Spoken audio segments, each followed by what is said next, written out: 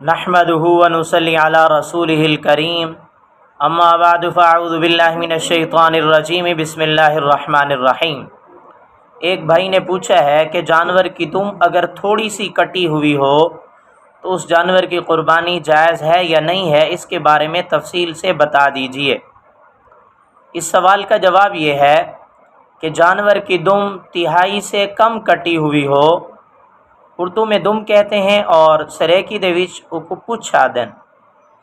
اگر جانور کی دم تہائی سے کم کٹی ہوئی ہو تو اس کی قربانی جائز ہے، اور اگر جانور کی دم تہائی سے زیادہ کٹی ہوئی ہو یا بالکل پیدائشی طور پر پوری کی پوری دم ہو ہی نہیں، جانور جب پیدا ہوا تو دم موجود ہی نہیں تھی، تو یہ بھی اس جانور کے اندر عیب ہے، ایسے جانور کی قربانی بھی جائز نہیں ہوگی۔